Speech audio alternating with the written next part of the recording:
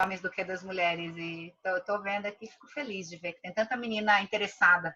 Isso. Nós estamos começando, então, o nosso FPCC Convida, Fundamentos do Processo Civil Convida, que é um projeto do Grupo de Pesquisa Fundamentos do Processo Civil Contemporâneo, que eu dirijo junto à Universidade Federal do Espírito Santo como líder de pesquisa.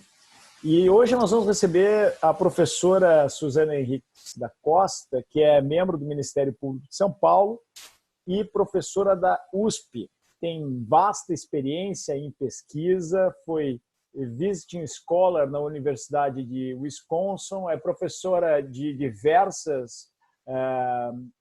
diversos cursos de especialização, como a Escola Superior do Ministério Público de São Paulo, a Escola Paulista da Magistratura, a Escola Superior da Procuradoria-Geral do Estado, a Faculdade de Direito de São Paulo, Ribeirão Preto.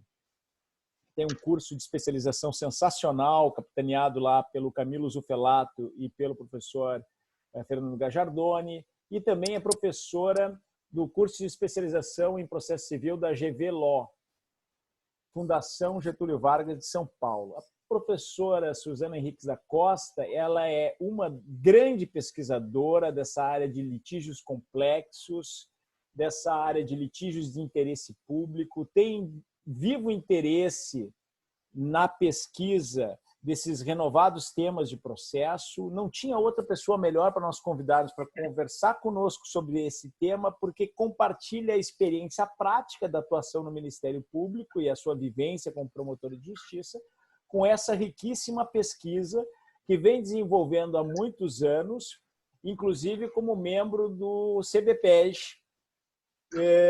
de programas de projetos de pesquisa, no início capitaneados pela professorada Pellegrini Grinover e pelo professor Kazuo Watanabe, e agora continuados pelo professor Kazuo Watanabe. Ela é também líder do grupo de pesquisa Acesso à Justiça e Litigiosidade e Litigância Repetitiva da Universidade de São Paulo, onde é colega do professor Carlos Alberto Salles, que também é um excelente pesquisador e um grande jurista de destaque nessa área, hoje desembargador do Tribunal de Justiça de São Paulo. E muito me alegra dizer que é minha amiga, mãe de Alice e de Tomás. Professora Suzana Henriques da Costa, Vossa Excelência tem a palavra para falar de 30 a 40 minutos, depois nós voltamos para os debates. É um prazer te ter aqui. Bom, boa noite a todos.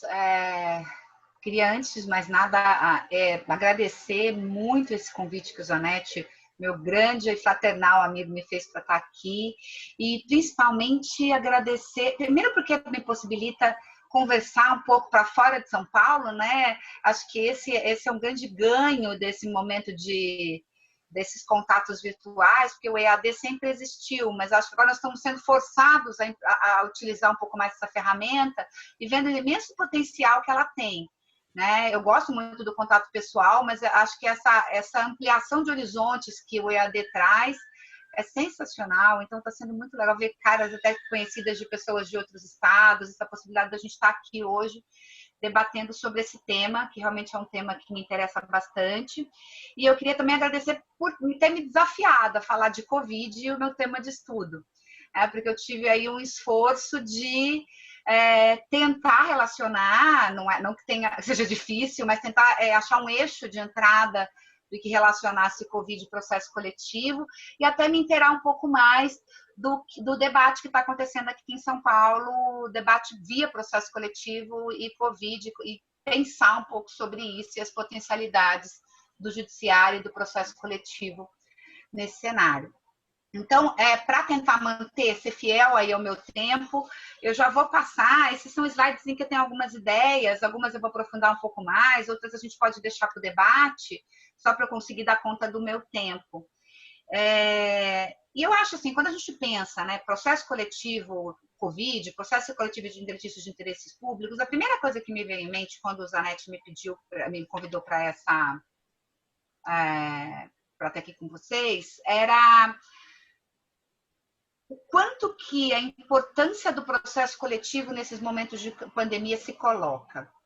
Porque, bem ou mal, o processo coletivo passou aí por um período de descrédito, tendo em vista as mudanças do novo CPC, com muita ênfase essas técnicas de processos repetitivos, muito a partir de um diagnóstico de um fracasso da litigância do individual homogêneo no processo coletivo, não deu conta, precisamos dessa outra técnica.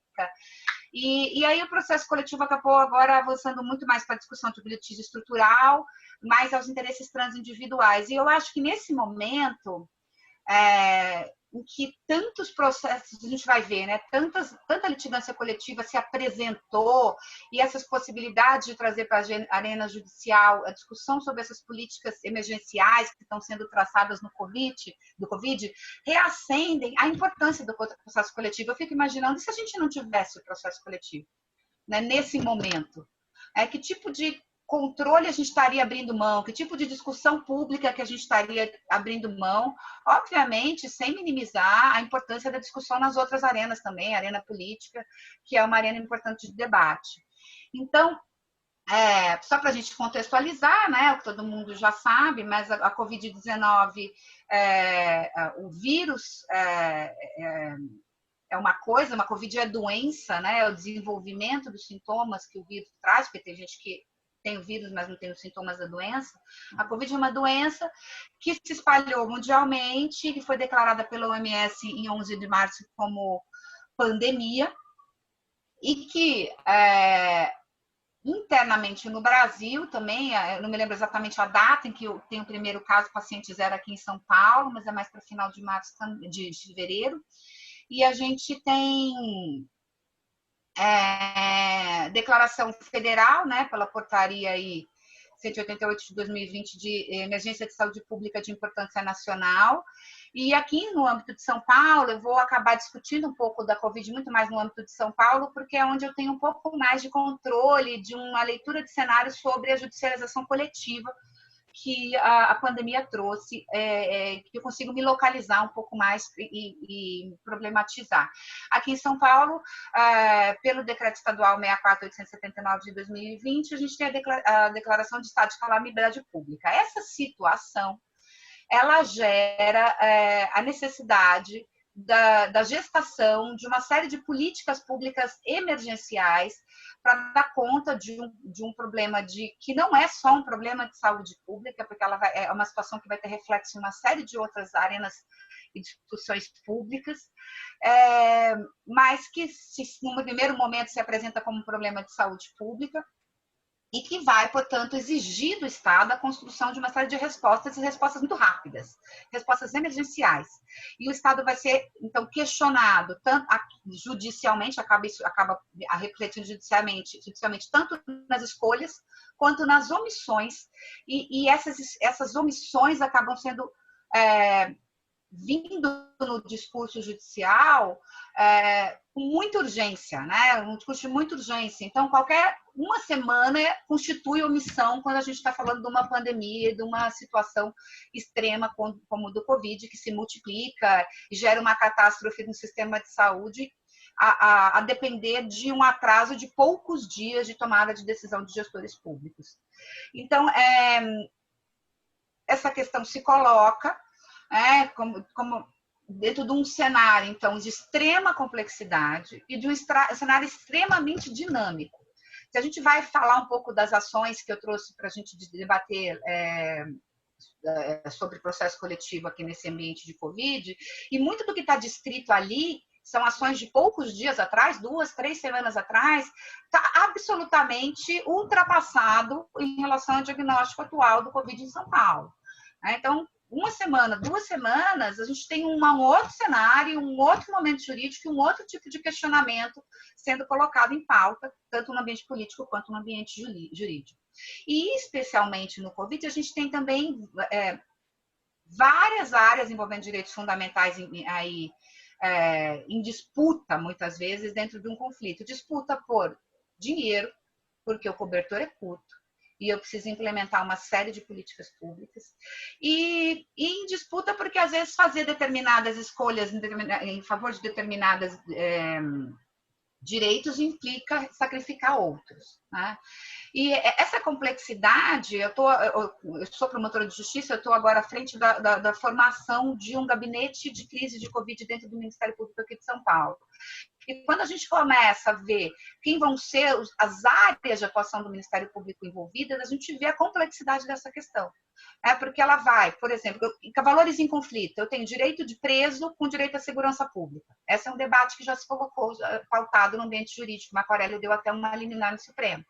Então, eu devo, num ambiente que as pessoas estão encarceradas, numa superpopulação carcerária, né, deixar que haja uma circulação desse vírus lá dentro pode comprometer direito não só à saúde, mas a vida de uma percentual relevante da população carcerária, principalmente sabendo da situação carcerária do direito do Brasil. Por outro lado, tem a questão de segurança pública envolvida que não recomenda que a gente simplesmente solte, né, todos os presos encarcerados. Então, como equacionar? Então, a gente está o tempo inteiro trabalhando em direitos fundamentais.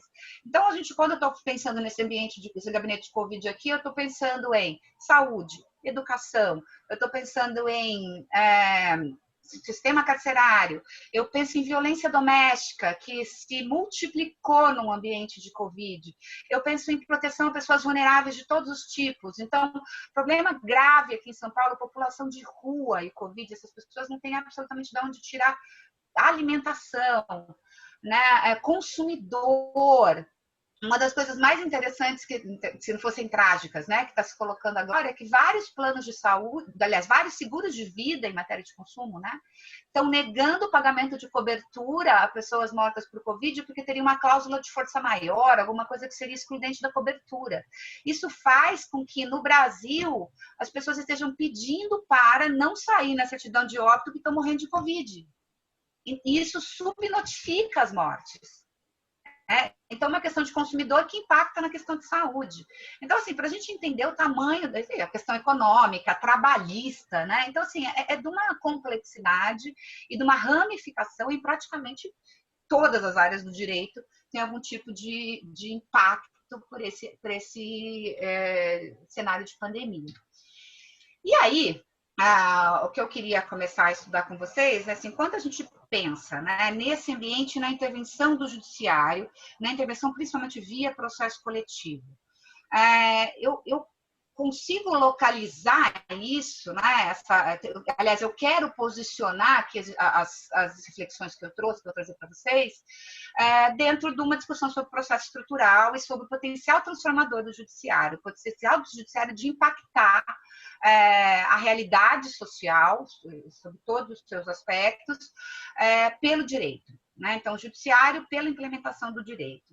E para a gente discutir processo coletivo no ambiente de Covid, a não ser que a gente parta assim, de uma premissa de que o judiciário não deve intervir nisso, e que é uma premissa que não é factível dentro do desenho constitucional brasileiro, em que o judiciário é chamado a decidir sobre esse tipo de questão, na medida em que existe uma série de instrumentos processuais que veiculam interesses de grupos para apreciação jurisdicional, eu preciso começar a pensar, eu preciso acreditar que essa intervenção pode ter um potencial transformador e um potencial positivo, né? Ainda que eu reconheça uma série de limites e uma série de problemas que podem estar envolvidos nessa participação do judiciário.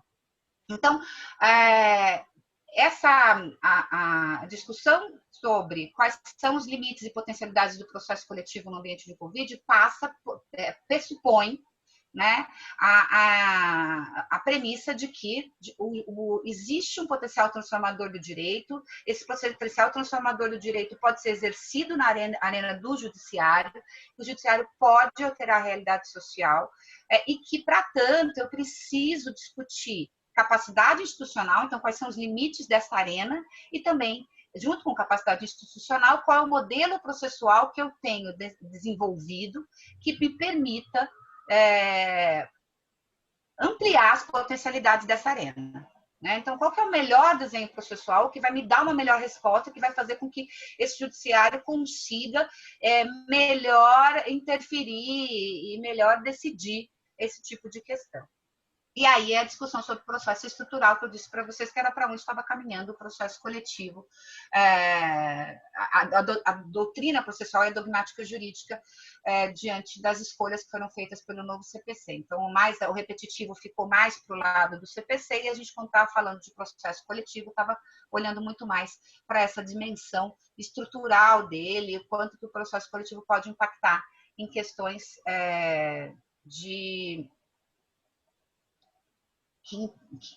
que demandassem, né, a alteração de estruturas burocráticas, sejam elas estruturas burocráticas públicas ou privadas. E aí a gente sempre está trabalhando, quando está pensando em... eu tenho uma disciplina na graduação em que eu estou discutindo muito isso, né? Essa natureza muito ambígua do desenho constitucional e processual brasileiro, constitucional do judiciário e do processo brasileiro, que, por um lado, traz uma série de características que apontam para um modelo muito tradicional de atuação e que não seria um modelo apto a lidar com questões de justiça distributiva, com questões envolvendo transformação social por alteração de estruturas burocráticas. E, por outro lado, a gente tem uma abertura do modelo constitucional de 88, dando um vetor no sentido contrário.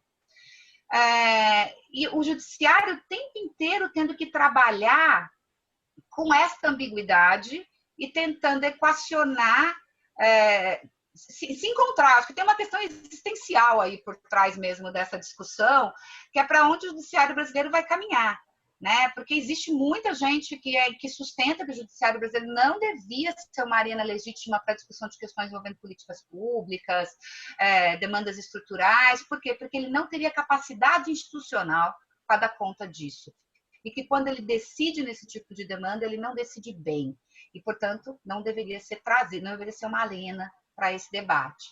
E, nesse sentido, se apontam, então, para essa estrutura muito tradicional do nosso judiciário, um judiciário ainda muito hierarquizado na sua estrutura, um judiciário que trabalha muito ainda com uma lógica comutativa de justiça.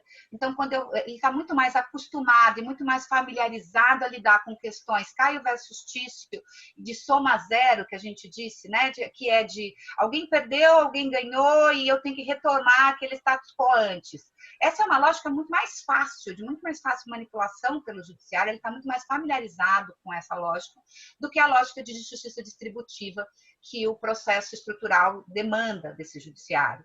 Basta, para tanto, a gente ver que algumas pesquisas, eu tenho até um orientando de mestrado que acabou de defender sobre a questão de regulação, o judiciário é muito mais deferente às questões envolvendo políticas públicas quando essa questão é proposta no ambiente coletivo. Quando essas questões são atomizadas em demandas individuais, o judiciário tende a responder de forma muito menos deferente. Ou seja, ele tem muito mais facilidade em conceder um medicamento. Esse meu orientando trabalha a questão de regulação de energia elétrica, mas tentando fazer uma analogia aqui para ficar mais fácil no caso de Covid, ele tem muito mais facilidade de dar o leito para aquela pessoa que pediu individualmente do que mexer na política pública de distribuição de leitos num momento de pandemia. Por quê? Porque quando eu apresento isso de uma forma individual, ela é reducionista. E ela vai trabalhar a questão, a problemática, a partir do olhar individualizado e com uma lógica distributiva. Eu tenho direito à saúde, meu direito foi violado, eu quero que ele seja recomposto. E aí o judiciário vai dizer, não, eu que não vou deixar esse cara morrer, e eu vou conceder a liminar. Sem uma visão de justiça distributiva, que seria necessária nesse ambiente, de dizer, olha, você está tirando de alguém, o cobertor é curto. Quando você traz essa judicialização na forma coletiva, ela vai ser uma judicialização que vai permitir ao juiz ver que ele está fazendo um tipo de análise distributiva. E até por isso o judiciário tende a ser mais deferente, se retrair mais. E tem mais dificuldade de decidir em favor de uma interferência mais intensa na política pública. Tem uma lógica por trás disso, melhor, é pior que seja assim, a gente pode até discutir isso mais para frente, mas o que eu queria trazer é que se a gente estiver falando de direito, o direito de um é o direito de todos. Então, tem uma grande contradição no judiciário dar para um e não dá quando essa situação se universaliza. né? Então, tem um problema aí de capacidade institucional que decorre um pouco dessa atuação muito tradicional, muito focada nesse olhar Caio versus Tício, que a gente se acostumou na nossa justiça.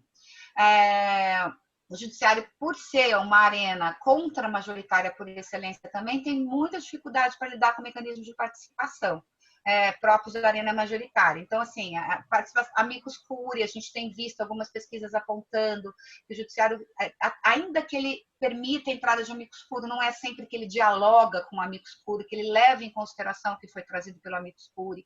Há uma certa resistência do judiciário aos mecanismos de audiência pública, né, que são, existem também vários, também tem um outro orientando meu que foi falar de RDR, participação, e aí apontou em entrevista várias resistências de desembargadores à audiência pública. Então, uma formação ainda muito tradicional, né, de uma forma, e principalmente num juízo muito adjudicatório, eu vou decidir de cima para baixo quem tem o direito e acabou. Né, sem olhar que a participação do judiciário em determinadas demandas, principalmente essas mais complexas, ela demanda um reposicionamento do judiciário como um grande articulador institucional. Ele é menos aquele cara que vai resolver e talvez aquele que vai viabilizar um diálogo que não estava conseguindo ser viabilizado em outra arena. Então, a arena judicial, muitas vezes, ela vai se colocar como uma arena em que é possível o diálogo por conta dessa intermediação. E às vezes, é muito difícil o judiciário se reconhecer nessa posição. Né? Ainda na crítica a um ou outro juiz, é mais uma questão de formação mesmo de todos nós. Quando eu falo judiciário, inclusive, eu estou falando do sistema de justiça, não só do juiz. Né, desse reposicionamento que uma atuação mais distributiva do judiciário exige dele e que nem sempre a gente vê o sistema de justiça preparado para dar conta disso. Então, em contraposição a esse modelo tradicional, eu tenho a doutrina demanda e busca, né, um modelo estrutural de processo e que dê capacidade institucional para esse judiciário. Não é só o processo, é uma forma de enxergar a sua própria, do judiciário se enxergar. Né? Ao mesmo tempo em que eu penso sim adaptações de técnica processual, eu tenho que pensar também na questão do judiciário entender qual é o papel dele, qual é o tipo de questão que está sendo trazida para a discussão quando eu coloco um processo coletivo discutindo uma política pública distributiva. Então, é um modelo mais dialogal, então esse juiz que é menos adjudicatório, que mais promove o diálogo, com predomínio do processo coletivo, né? Não dá para a gente pensar, ainda que a gente possa pensar, da perspectiva do litigante estratégico, que o processo individual possa ser uma estratégia até de testagem de jurisprudência antes de um processo coletivo. Então, da perspectiva do litigante, eu posso pensar no litígio individual como sendo uma estratégia. Da perspectiva do sistema, do judiciário olhando para o seu próprio umbigo, não faz sentido nenhum pensar em reforma estrutural ou provimentos estruturantes a partir de um processo individual. Faz muito mais sentido, você está pensando numa qualidade da decisão, quando ela é prolatada dentro do ambiente de um processo coletivo, em que a discussão se amplia, em que eu consigo entender, trazer para a lógica judicial trazer para dentro do ambiente judiciário a sua complexidade. Tá? No modelo estrutural também que eu consigo absorver na arena judicial essa ideia de choques de interesses públicos, né? A gente superar a ideia de que existe um único interesse público. Na verdade, o que a gente tem hoje numa sociedade de massa complexa, plurissubjetiva, e são vários interesses públicos que podem se chocar. O exemplo que eu acabei de dar da questão carcerária no Covid é um bom exemplo disso. Um modelo voltado, então, à resolução de justiça distributiva. A justiça distributiva é aquela que diz, olha, eu tenho recursos escassos e eu preciso distribuir. Qual vai ser o meu critério mais justo para distribuir? Porque eu não consigo ter soma zero. Falta. Então, eu preciso é uma outra lógica de justiça que é diferente daquela de justiça comutativa. O modelo estrutural busca normalmente provimentos prospectivos voltados a alterar a estrutura burocrática, ampliação de contraditório, né? Se eu estou trabalhando com questões majoritárias no ambiente judicial, ou ainda, né, que eu já continue trabalhando com questões minoritárias, mas eu estou deliberando sobre distribuição de recursos, é preciso ampliar para que todos os grupos sejam ouvidos, para que a gente não tenha só uma versão dos fatos trazida. Então, entender que a participação por outros mecanismos, ela é essencial para quando esta arena está discutindo esse tipo de interesse. Né? E a questão da flexibilização do rigor formal e da preclusão no direito brasileiro, que é muito marcante e que prejudica demais, especialmente quando a gente... Acho que agora o momento de pandemia é muito claro. Como é que eu trabalho com um processo altamente preclusivo para lidar com um cenário em que a situação muda diariamente? O diagnóstico muda diariamente. O que eu estou pedindo hoje pode não fazer o menor sentido daqui a 3 dias. A gente não está trabalhando com o tempo do processo patológico, demora 10 anos para julgar uma ação civil pública. Estou trabalhando com um momento, com um determinado tipo de conflito que é altamente instável, dinâmico, aleatório. Então, como é que eu faço para trabalhar com esse tipo de questão dentro de um sistema que diz, olha, depois de estabilizada a demanda, você não pode me dar mais nada? Né? Um modelo que trabalha com uma interpretação bastante estrita de coisa julgada.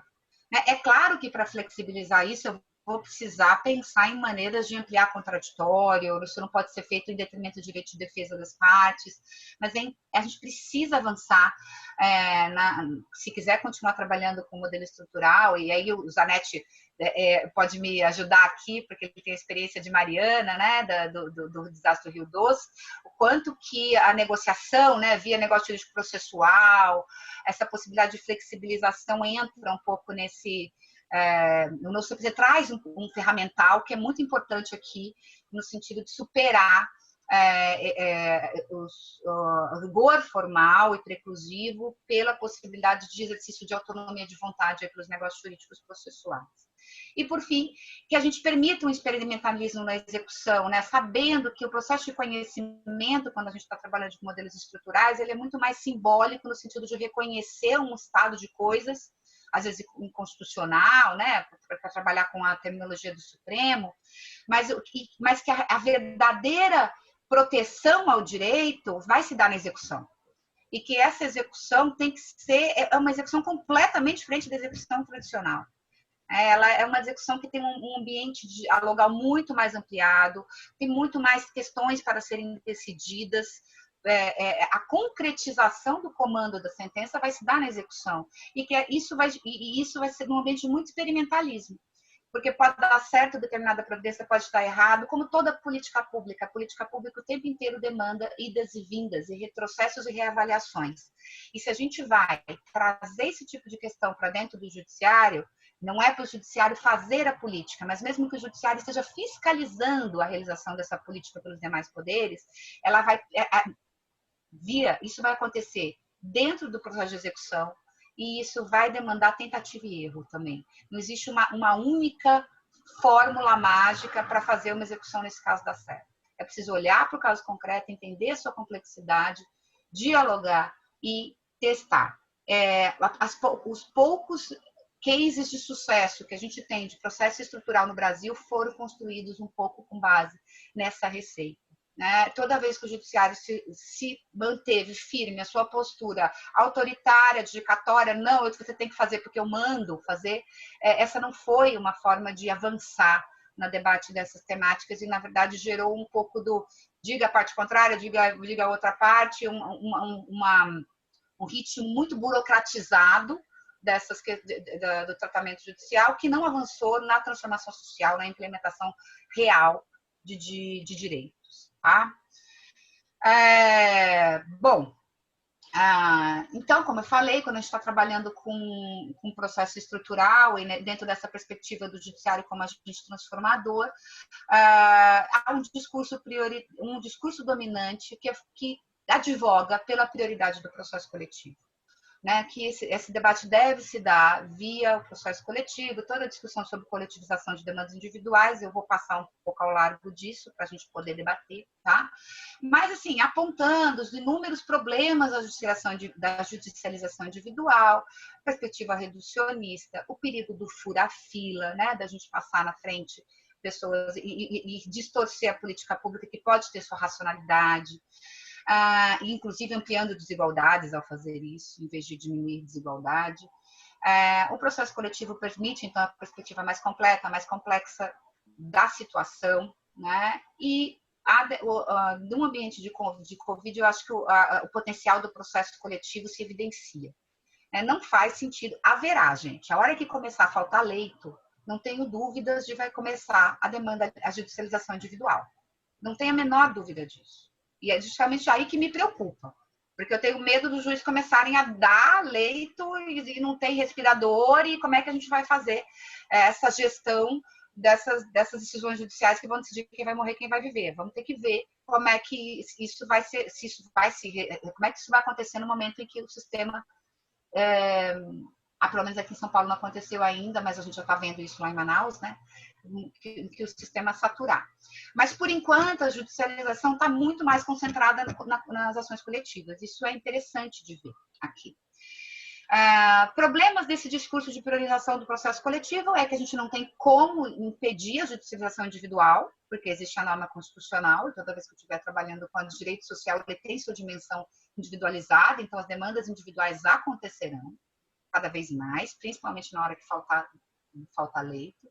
E também, quando eu trabalho só sobre a discussão estruturante só da perspectiva coletiva, eu neutralizo esse potencial de litígio estratégico que alguns atores têm, que é esse de testagem, né? De começar com as demandas individuais para preparar o judiciário para tentar avançar na estratégia para depois sim vir com a demanda coletiva, mas na hora que eu já construí uma jurisprudência um pouco mais favorável ao meu favor, né? Principalmente diante dessa constatação que já é empírica de alguns estudos, não há um ou dois, já são alguns estudos jurídicos, de que o judiciário tende a responder, se garantir mais direitos quando ele está olhando para a perspectiva individual, e ele é mais deferente quando ele está na perspectiva coletiva. Bom, e aí, para finalizar um pouco do levantamento mais teórico do que eu queria trazer para vocês, então vamos virar o telescópio, né? Em vez da gente olhar para o judiciário, que é o que a gente estava falando até agora, vamos olhar para os atores. E quando a gente pensa em potencial transformador do judiciário, tem muita gente, cada vez mais no Brasil, a gente vê principalmente, já tinha, né, Ministério Público, a Defensoria, mas a gente vê também associações que estão fazendo o que a gente chama de litígio estratégico de interesse público. Então, são atores que, acreditando nesse potencial transformador do judiciário, o utilizam como arena para buscar avanço em direitos fundamentais, tá? Em direitos sociais. É uma prática, não tem muito um método único, também é muito experimental, de você ir testando o judiciário e vendo até quando que você pode ir, quais são os limites, quais são as suas quais são os limites da sua capacidade institucional e quais os riscos envolvidos, né? Porque quando você começa a testar o judiciário, você pode também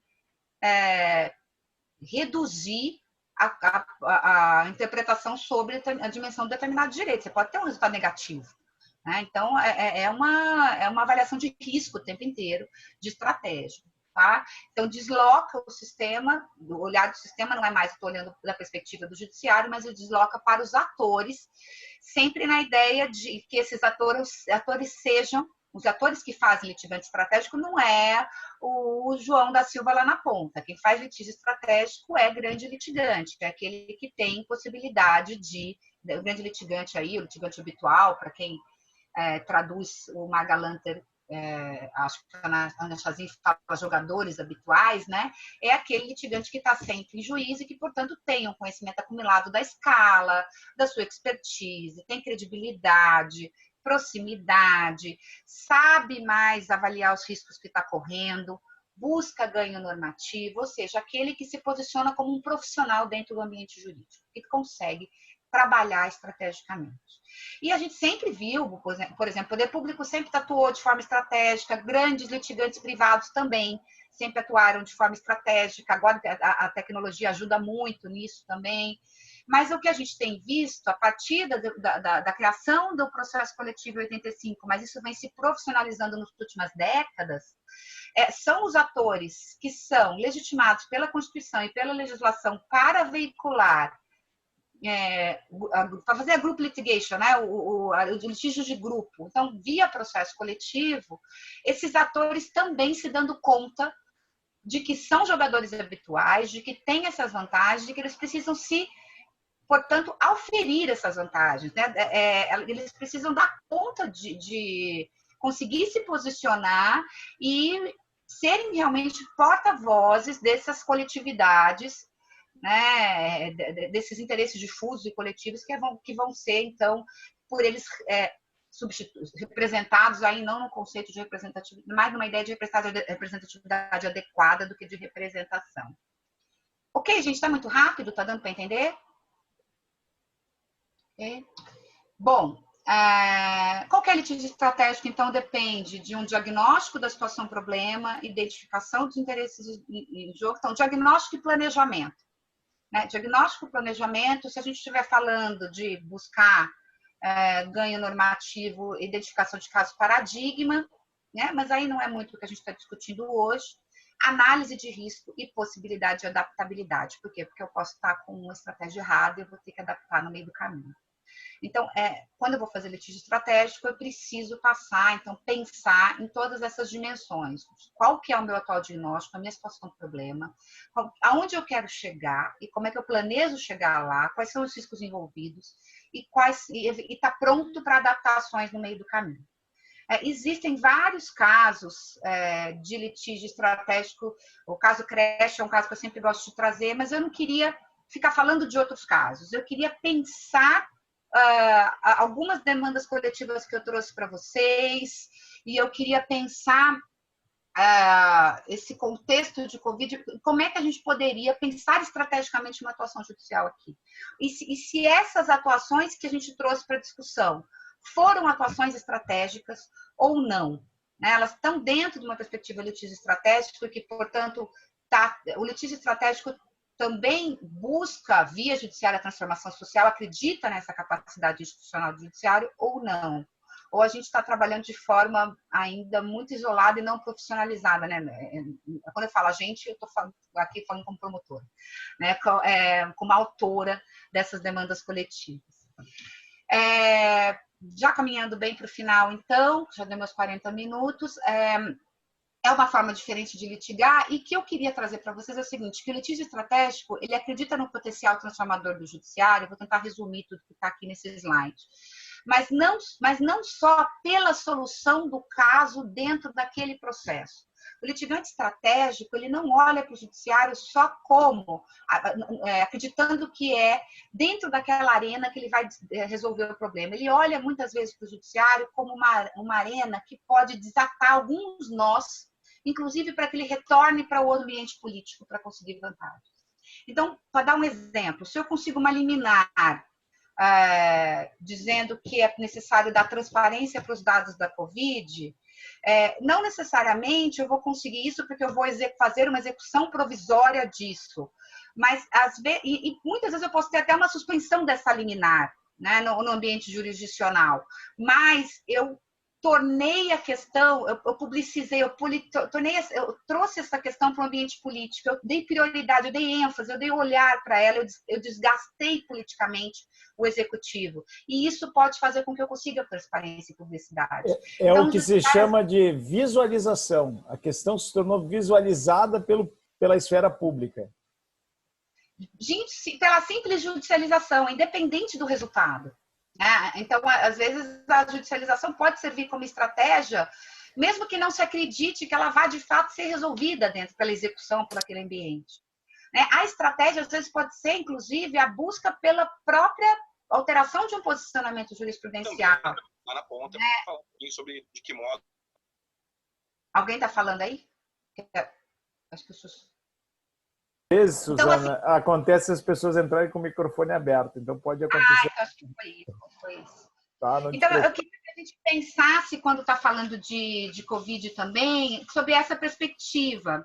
Porque, assim, ó, só para dar um exemplo para vocês, né? Eu acho que além da questão da judicialização, para dar visibilidade para determinados problemas, e que isso pode avançar, inclusive, de volta no debate político, nas arenas políticas, existem outras questões envolvendo a judicialização. Aqui em São Paulo, a gente está tendo, a cidade de São Paulo está explodindo o Covid. Estamos chegando quase no ponto de saturação. Mas existem muitos municípios no interior que estão com poucos casos de Covid ou nenhum caso de Covid, está todo mundo de quarentena. Mas isso está chegando, cada vez mais, a gente ainda está, mesmo no interior, a curva está subindo. Né? Mas tem uma pressão política muito grande sobre os prefeitos, dizendo, olha, mas aqui não tem ninguém morreu. Então, eu quero reabrir o meu comércio, eu quero reabrir a academia, eu quero reabrir, porque é uma situação diferente da capital.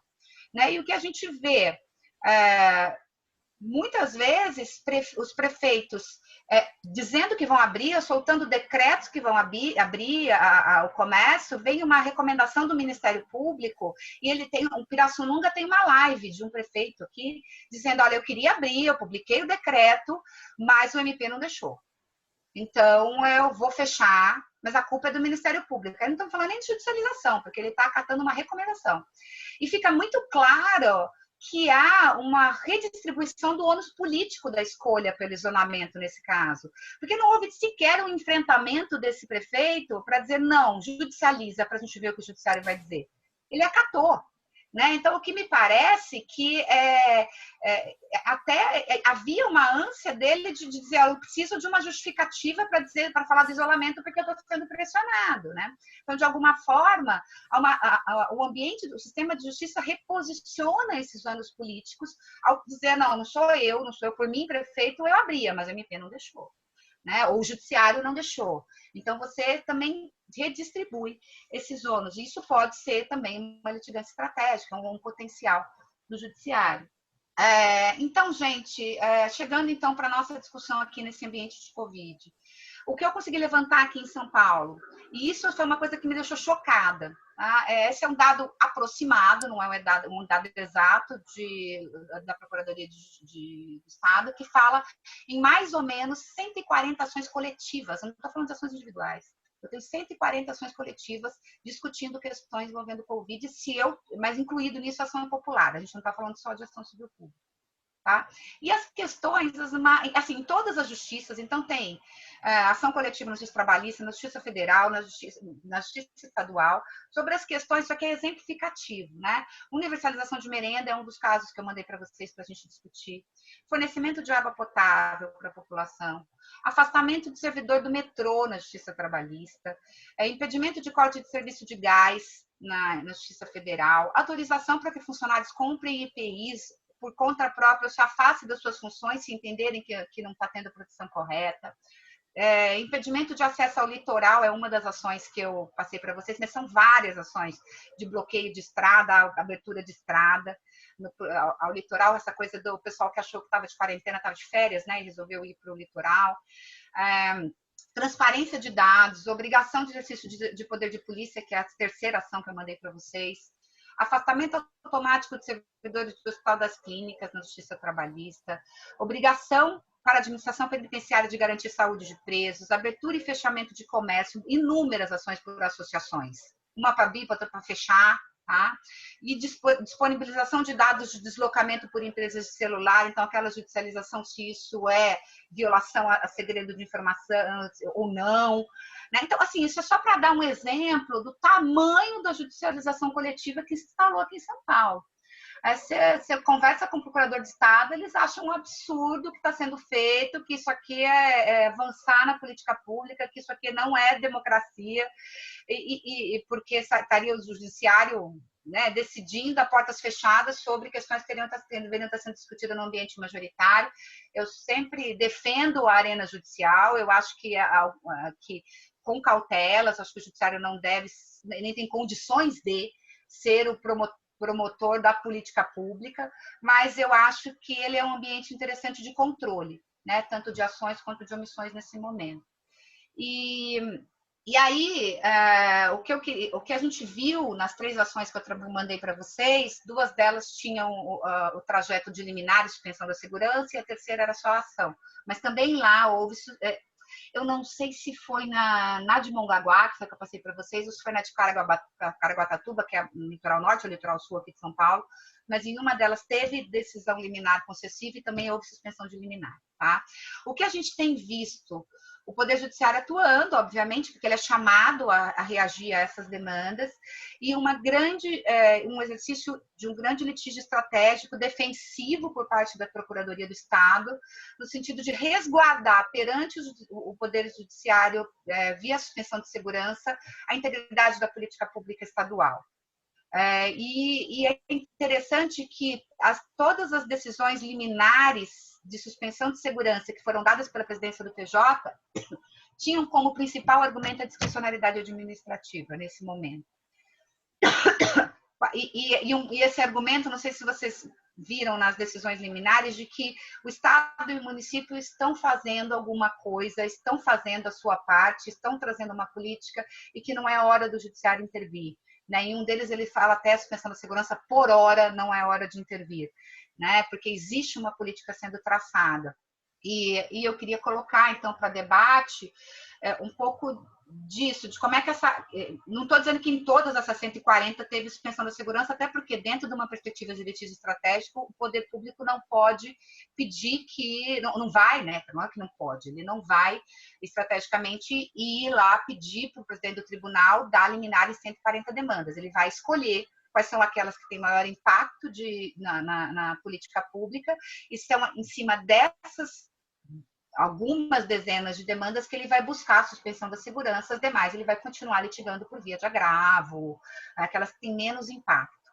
Né? Então, a gente vê claramente aqui em São Paulo que a Procuradoria-Geral do Estado a Procuradoria do Estado está elegendo quais são aquelas demandas que são os maiores tiros de canhão em cima da política pública do Covid que está sendo traçada aqui, e então, em cima dessas é que está sendo buscada a suspensão da segurança. E o Judiciário tem como tendência dado, o presidente do tribunal que tem suspendido as liminares. Em alguns casos o MP tem agravado, mas por enquanto ele não conseguiu derrubar nenhuma suspensão de liminar aqui em São Paulo. Então, o quanto que a suspensão da liminar, então, aí também está atuando, seja como um mecanismo de controle necessário do abuso, porque um abuso num processo coletivo tem um impacto, abuso que eu digo aqui é uma decisão mais extremada, que não possa, que possa ser questionada em termos de razoabilidade, tá? O impacto que o processo coletivo pode ter e a importância de ter um mecanismo de controle disso, mas também como um mecanismo de neutralização do potencial transformador que o judiciário tem, porque é justamente nas demandas de maior potencial de recolocar ou de rediscutir a política pública, recolocando nos eixos ou não, é que o judiciário paulista deu as suspensões de liminares nos processos coletivos. Então, gente, isso eu queria discutir mesmo com vocês. Eu não queria dizer a minha opinião, eu queria ouvi-los antes da gente avançar nesse debate. Obrigada, espero ter conseguido aí dar conta desse desafio que o Zanetti me propôs. Genial, Suzana. Achei fantástica a tua abordagem. Eu acho que era exatamente isso que a gente queria. Temos aqui milhões de perguntas, milhões de questões. Né? Eu acho que foi muito boa também, inclusive, eu diria, acho que pode cancelar a apresentação agora que a gente aparece mais pessoas na tela. Tá. O PowerPoint da professora Suzana está disponível no site do Aprocon, que está no início do chat. Já temos várias perguntas no chat, Suzana, se quiser dar uma passada de olhos ali, tu vai ver várias perguntas, tá? E eu pedi para compartilhar, inclusive, teu site do academia.edu com os teus textos. Eu queria te pedir, tu citaste um texto do Galanter, se tu puder enviar os textos que tu acha interessante para essa discussão de litigância estratégica, nós vamos subir na tua página do nosso grupo de pesquisa que foi criada para esse evento. que aí vai Tá ficar bom. para os pesquisadores que tiverem interesse Eu mando sim. Eu em mando estudar sim. esses temas, tá? E queria dizer que não podia ser melhor, né? Eu acho que a gente realmente está diante de um grande desafio. Eu compartilho totalmente a tua compreensão de que o processo coletivo é essencial para nos auxiliar nesse momento e que se é ruim com ele, seria muito pior sem ele. Né? Nós temos uma série de desafios para o processo coletivo brasileiro, entre eles o desafio do aumento de legitimidade das decisões do ponto de vista democrático, participativo dos afetados. Eu acho que esse é um grande tema do direito processual coletivo que nós temos que enfrentar, e especialmente em casos que envolvem diversos grupos, inclusive grupos em conflito entre si, e estão sendo tutelados por essas ações coletivas. E é um tema muito difícil de nós enfrentarmos, mas hoje a gente tem uma experiência de mais de 30 anos de ações coletivas. Essa experiência solidificou uma série de pontos que em outros países não são claros, não são sólidos. A gente tem esse número de ações coletivas tramitando, 140 ações coletivas que tu referiste em São Paulo, porque existe uma base dogmática comum, indiscutível, sobre a admissibilidade dessas ações. E a maior parte dos países do mundo não tem, e não consegue ter ação nenhuma. E essas questões ficam desjudicializadas. Então, a gente tem que separar os problemas do processo coletivo, que nós efetivamente temos, e são vários, da litigância frívola no processo coletivo, que também ocorre, e nós temos que enfrentá-la, talvez até analisar aí como se enfrenta melhor a litigância frívola, quais são os mecanismos disponíveis para a gente enfrentar a litigância frívola, daquela litigância necessária no processo coletivo, se tem ou não se tem a razão, do ponto de vista do mérito. Ou se obtém ou não a razão do ponto de vista do mérito, porque eu gosto muito de uma frase do professor Ovidio que diz o seguinte: o processo é uma máquina diabólica de transformar direitos em expectativas. Então, não é porque o judiciário não garantiu o meu direito que eu não o tinha. Assim como às vezes acontece o contrário também, né? Às vezes você tem um direito garantido que você, na verdade, não tinha antes do Poder Judiciário. Essa dualidade dos planos de direito material e direito processual. Mas eu fiz toda essa introdução porque a primeira questão que eu vou te colocar, e eu acho que é uma questão que é muito rica, é essa questão da litigância estratégica. A gente sabe que tem três correntes principais, vamos dizer assim, no direito norte-americano, estudando essa litigância estratégica. Eu sou um entusiasta desse tema, eu acho que é um tema que a gente estuda pouco para ter tanta litigância estratégica no Brasil. E sou entusiasta do Ministério Público ser considerado e se portar como um player habitual, como um jogador habitual. Nós não fazemos isso. As fazendas públicas fazem. O Ministério Público ainda não chegou nesse grau de maturidade. Mas, então, vendo a experiência norte-americana na litigância estratégica, os casos de direitos civis, o caso Brown e tantos outros casos que eles estudaram em profundidade lá, nós sabemos que existe um primeiro movimento de litigância estratégica como uma forma de implementação de políticas públicas e garantia de direitos, estratégica mesmo no sentido de confiar no Poder Judiciário. Um segundo momento em que se desacreditou esse tipo de atuação. Por quê? Porque a litigância estratégica colocaria, na verdade, em risco a própria mobilização social, que daria sustentabilidade à defesa desses direitos. Então, ela teria um fator de desmobilização política, entre outros fatores. O principal seria essa desmobilização política, mas teria ainda outras consequências adversas, como, por exemplo, esvaziar a causa com uma decisão negativa, ou limitar a causa com uma decisão parcial, ou ainda resultar numa decisão que, embora aparentemente favorável ao objetivo estratégico pensado, acabasse resultando na prática resultados negativos do ponto de vista da política pública que era almejada. A gente sabe que o caso Brown, por exemplo, levou mais de 30 anos para poder ser implementada a decisão judicial, exigiu uma série de esforços do governo federal, do governo da União, nos Estados Unidos, etc.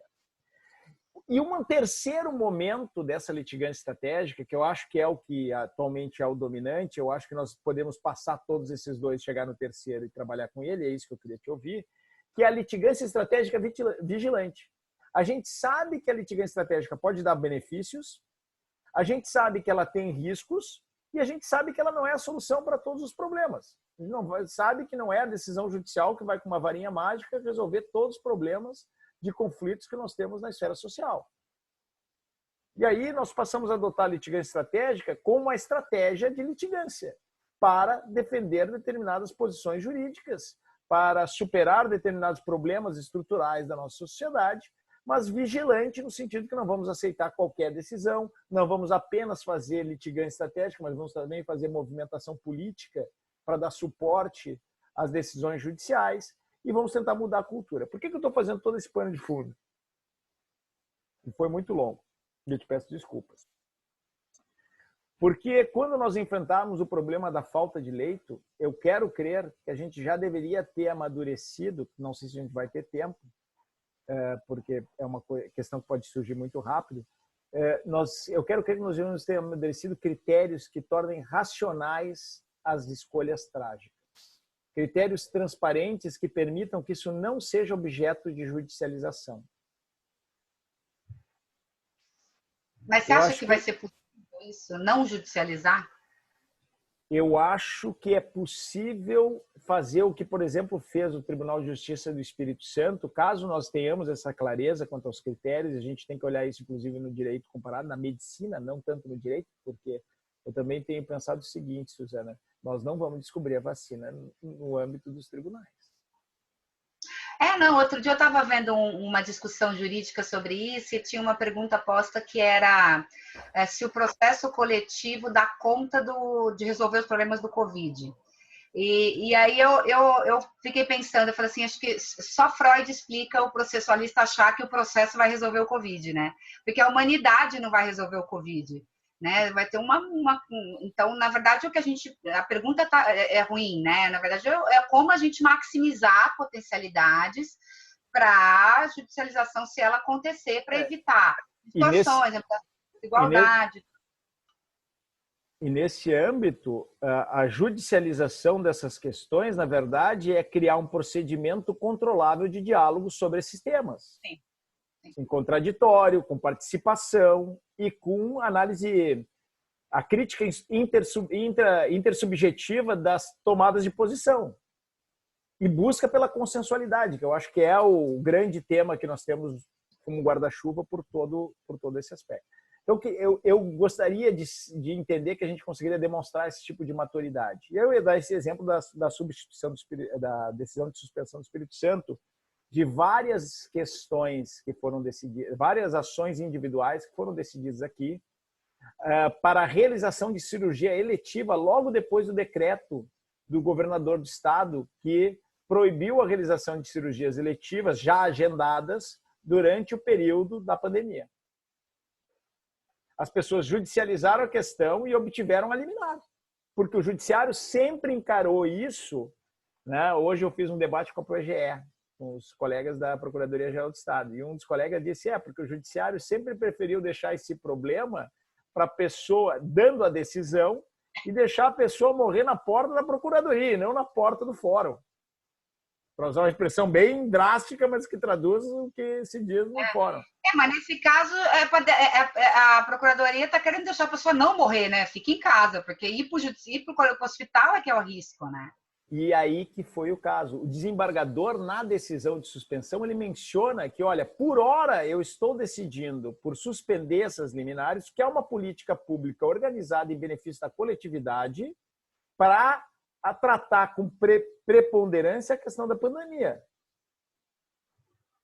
Não há prejuízo, pelo menos em tese, nas decisões individuais. e foi uma suspensão de segurança coletiva. Ele deu a suspensão de segurança para todas as ações individuais que tinham sido ajuizadas, nas quais tinham sido deferidas as liminares. Então, tem uma série de novidades aí, porque também é uma suspensão de segurança atípica nesse sentido, que nós teríamos que analisar. E eu fico pensando, quando surgir a falta de leitos, se a gente já tiver uma maturidade da orientação do governo, dos governos responsáveis, se não é o caso de sustentar também suspensões de segurança, no sentido positivo, que a gente está acostumado a ver suspensão de segurança no sentido negativo. Então, eu queria te ouvir um pouco sobre essas ponderações, eu queria que tu desse também uma olhada no chat e depois a gente liberar para as perguntas. Já passamos do horário que a gente tinha prometido. Desculpem, eu sempre acabo me empolgando e falando um pouquinho a mais. De maneira nenhuma, eu que peço desculpa, pergunta muito longa. Não, mas eu estou refletindo aqui junto contigo, Zanetti. Eu acho que a gente está mesmo, assim, quem faz litigância estratégica hoje, séria e profissional, entende a litigância estratégica nessa lógica. Primeiro, de que há riscos envolvidos nela, então não dá para acreditar no potencial do judiciário, eu vou entrar e vai dar tudo certo. Então há riscos, há a possibilidade de você caminhar. Se você não trabalhar de uma forma muito vigilante, você pode ter retrocessos, né? Mas que mesmo assim, a depender do tipo de gargalo que você encontra na arena política, porque às vezes você simplesmente não consegue avançar na discussão de determinado assunto na arena política. Não consegue avançar. Não é nem que você não consegue não tem uma decisão negativa ou positiva, mas você não consegue debater, né? O caso que eu me lembro é o caso casamento da união afetiva. Excelente. Né? Excelente. Mas que não avança no debate. Então, você precisa destravar, mesmo que você corra o risco de ter uma decisão contrária. Lógico, essa é uma avaliação de risco. Mas é isso. Também sabendo que você está fazendo... fazer litigância estratégica é fazer litigância política. E que é usar o judiciário de uma perspectiva política, não politiqueira. Política, e que alguma decisão judicial pode impactar no teu debate, inclusive destravando na arena política aquilo que você não conseguia fazer. Né? Então, entender essa interação de arenas decisórias e tentar fazer o melhor uso possível. Não é um ambiente totalmente controlado. Por isso que tem que ser uma atuação profissional, porque senão você corre o risco de realmente botar tudo a perder. Né? Então, acho que esse é o grande desafio dos legitimados do processo coletivo hoje, né? É tentar profissionalizar a sua atuação a partir dessa perspectiva. Perder um pouco dessa ingenuidade. Às vezes a gente ainda vai em debates e eles falam porque o juiz deu a sentença mandando implementar e daí o executivo não implementa, não cumpre a ordem do juiz. Aí você fala, gente, é outro ambiente, é assim mesmo, é separação de poderes, é um poder enfrentando o outro. A gente perder a ingenuidade de que a sentença judicial vai resolver o problema. Nesse ambiente as coisas não funcionam assim. A sentença judicial é um passo a mais, pode ajudar a destravar alguma coisa, mas é de uma extrema complexidade e a gente ela não tem realmente esse potencial, pelo menos nos casos mais complexos. Eu gosto muito do Alex quando ele fala do discurso prático do caso especial, o direito sendo um discurso prático do caso especial, e identificando o processo como o âmbito mais regrado do discurso prático do caso especial. Então, acho que é isso, é uma questão de limitação discursiva, de tempo, de forma, e que nos auxilia a avançar, porque o processo é uma sequência de atos, nos auxilia a avançar em questões que às vezes ficavam impedidas, barradas, freadas, porque na arena política elas não estavam conseguindo avançar e elas acabavam gerando. Até escrevi isso numa coletânea coordenada pela professora Ada e pelo Cazu, que é uma coletânea do CBPEG, uma disfunção política. Porque elas resultam numa disfunção política. Quando a política deixa de agir para solucionar o problema, ela resulta numa disfunção política. E aí cabe a intervenção do judiciário, de alguma forma, tentar colaborar com esse destravamento dessa política que está deixando de ser implementada. Sabe eu estava pensando aqui, até te sugerir para dar esse exemplo da questão da publicidade o Brasil não pode parar. A publicidade a campanha publicitária foi esboçada pela União e foi interrompida por uma ação civil pública, primeiro, uma decisão de uma juíza federal, e depois por 2 liminares em ADPF pelo Luiz Roberto Barroso. Eu acho que ali também mostra um pouco dessa arena política que nós vivemos, né? Porque é uma contradição interna dentro do próprio governo.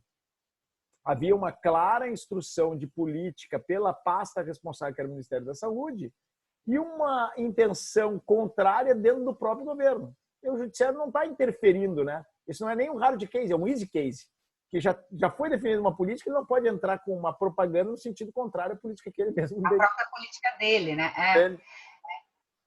E é uma intervenção, e nesse caso é uma intervenção mais fácil para o judiciário, digo, de implementação mais fácil, porque é só um não fazer, né? Então não tem toda essa perspectiva de como eu vou implementar isso, né? Ao passo que, por exemplo, no caso da merenda que eu trouxe, né? Universalizar a merenda, que era o pedido ali, não deixar só para as crianças em extrema vulnerabilidade que compusesse Bolsa Família e cadastro único. Tá, vamos imaginar que fosse mantida aquela decisão, que de fato não foi. Uma das decisões, inclusive, de que o MP apelou não agravou. Como é que você vai implementar essa decisão? É complexo pra caramba. Como é que você vai fiscalizar essa universalização? Como é que você vai criar canal de contato? Então, ela vai demandar uma execução muito mais difícil do que essa de proibir a propaganda. Então, assim, o judiciário também tem vários tipos de intervenções e algumas de muito fácil implementação e outras muito mais complexas, né? A Suzana me bota uma pergunta aqui sobre a questão de como é que a gente dá conta da instabilidade, reversibilidade, dinamicidade nesse ambiente de perspectiva do processo, ainda que estrutural, né? E aí eu vou responder a tua pergunta também dialogando aqui com o Zanetti, de que eu acho que a única forma é realmente entendendo a arena judicial como uma arena de abertura de diálogo. Não vamos resolver pelo processo. Aliás, o processo vai trazer. Então, ele vai dimensionar pela petição inicial, pela causa de pedir e o pedido, dar uma primeira apresentação para o judiciário de qual é o problema. Essa apresentação vai ser melhor moldada com a participação da parte contrária e de outros atores, amigos, litisconsorte no processo coletivo, o que quer que seja, que se coloquem.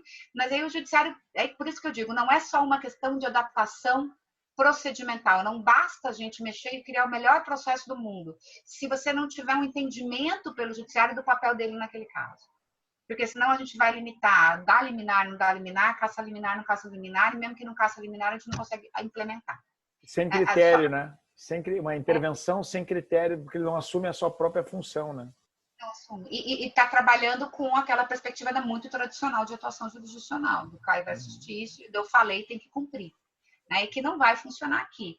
Então, por isso que eu acho que essa tua fala assim, que a gente vai conseguir uma maturidade institucional do judiciário e demais atores do sistema de justiça de entenderem que talvez a gente precise, se não para evitar a judicialização, porque eu acho que ainda que a gente tenha maturidade de entender os critérios, a pessoa que está morrendo na ponta sem leito, ela vai judicializar. Se ela tiver conhecimento, ela vai entrar.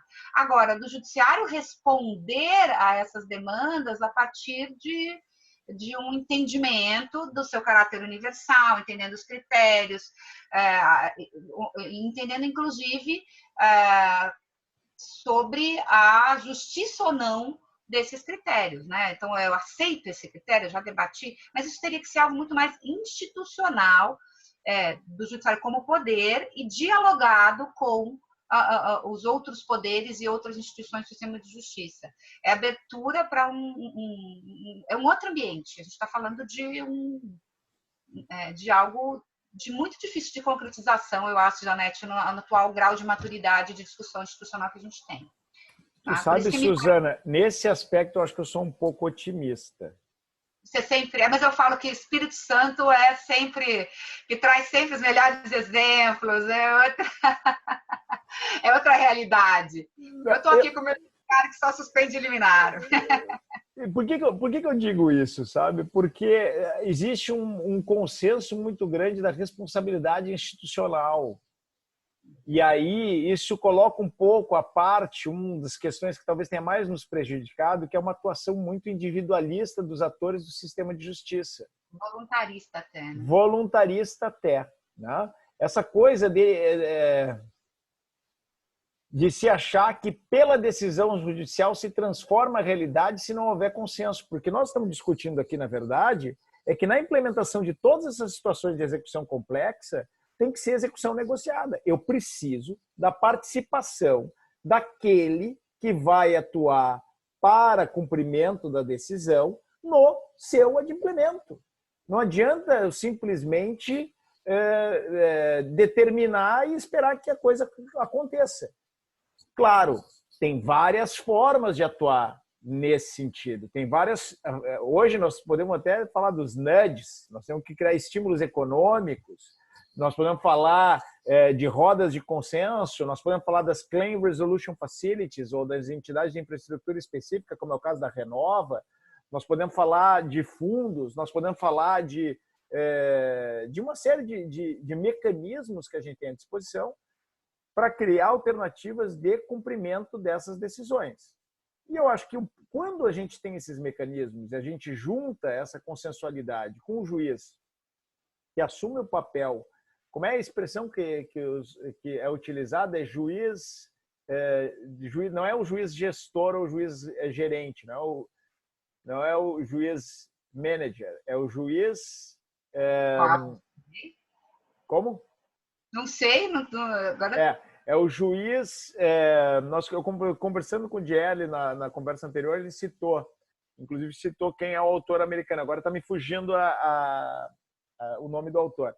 Mas é o juiz que fica numa figura de estimular o comportamento das partes para cooperativamente encontrar uma solução que atenda aos mútuos interesses envolvidos e ao cumprimento da decisão que foi tomada, reconhecendo o problema e determinando qual é o estado de solução, qual é o estado ideal de coisas que nós queremos alcançar. Eu vou achar a solução. Eu acho que a experiência de vocês, no caso do Rio Doce, talvez tenha trazido esse desafio institucional mais posto, né? Acho que São Paulo, talvez, o meu pessimismo, talvez decorra primeiro da gente nunca ter se colocado numa posição de ter que criar um Renova ou uma solução nesse sentido, que foi muito criativa mesmo aí, né? por conta dos problemas que se colocaram, né? Mas também por conta da estrutura.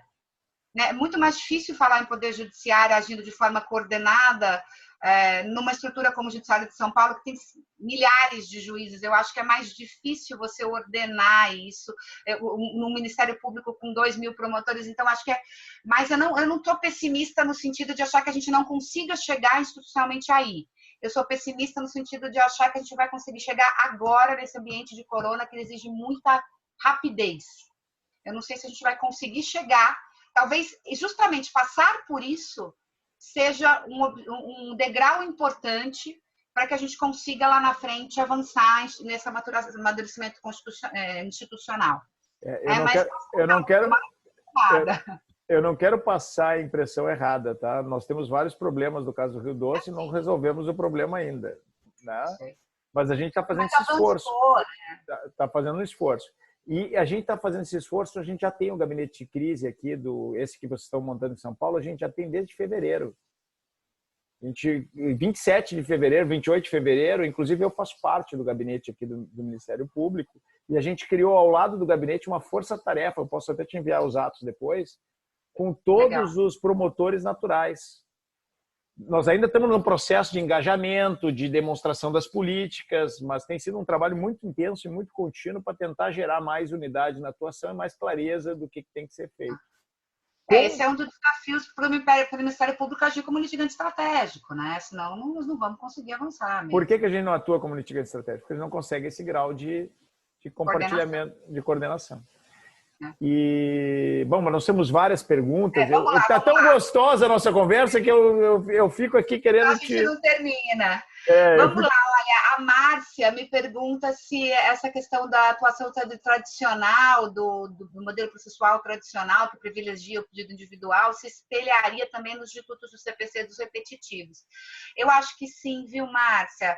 Eu acho assim, existe dentro da técnica dos repetitivos uma tentativa de ampliação do debate que se coloca pela previsão de participação de amicus curiae, de audiência pública, né? Então, no sentido de tentar de tentar trazer a perspectiva de justiça distributiva quando ela se coloque nessas discussões, porque não é sempre que ela vai se colocar quando a gente está falando de repetitivos. Quando a gente está falando de controle judicial de políticas públicas, ela é muito mais frequente. Mas, como os repetitivos estão trabalhando com um processo paradigma, não existe ainda um posicionamento jurisprudencial, no sentido de que eu deva ter como processo paradigma, por exemplo, um processo coletivo, se houver. Né?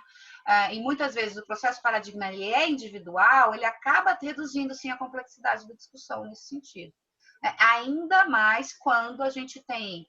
Eu estava falando um pouquinho antes, numa outra aula que eu estava dando hoje, sobre as pesquisas sobre participação em repetitivos, né? Então, o observatório dos IRDRs que Ribeirão fez aponta para nenhuma audiência pública em série de IRDR, nenhuma audiência pública medida. Né? Amicus curiae ainda entram, mas nem se define direito se é amicus curiae, se é terceiro endereçado, não tem propriamente um diálogo, uma obrigação de dialogar com o que o amicus curiae traz. Né? Então, acaba ficando muito na perspectiva reducionista dos processos que são trabalhados como paradigma, mesmo no caso do IRDR, que também a pesquisa de Ribeirão mostra que está sendo operacionalizado muito mais como caso piloto do que como processo modelo, sempre tem um caso pendente. Então, eu acho que dá sim essa perspectiva reducionista, e até por isso que eu sou muito crítica a esses mecanismos de repetitivos. Eu acho que eles tendem a ser mais mantenedores de status quo, porque eles trabalham numa lógica tradicional, Caio versus Tito, do que, lógico, mais, não estou dizendo que sempre, tá? Do que propriamente nessa perspectiva de transformação social que o processo coletivo traz. Porque o processo coletivo permite que eu traga todo o conflito e não só a parcela judicializada do conflito, que é o caso do IRDR. E o processo coletivo também, a sua solução em determinado fato, em favor de uma parte ou de outra, não impacta na gestão processual. E nos processos repetitivos, não. Sempre, na maior parte dos processos repetitivos, eu tenho uma macrolide de base. Né? E se eu decido em favor do litigante habitual, eu mato o litígio no judiciário. Se eu decido em favor do litigante eventual, eu estou dizendo para a sociedade, pode vir litigar aqui, porque eu vou resolver o seu problema. E a não ser que o litigante, aquele que perdeu, né, o grande litigante, mude a sua postura por conta da decisão no repetitivo, existe o risco de um boom de litigância para o judiciário ao decidir contra o litigante repetitivo. Pensem comigo, tarifas de assinatura básica. Se o judiciário tivesse decidido que era ilegal, ia aumentar o tamanho de judicialização perante o judiciário, a não ser que as agências resolvessem o problema. Mas, se não, isso ia demandar um crescimento.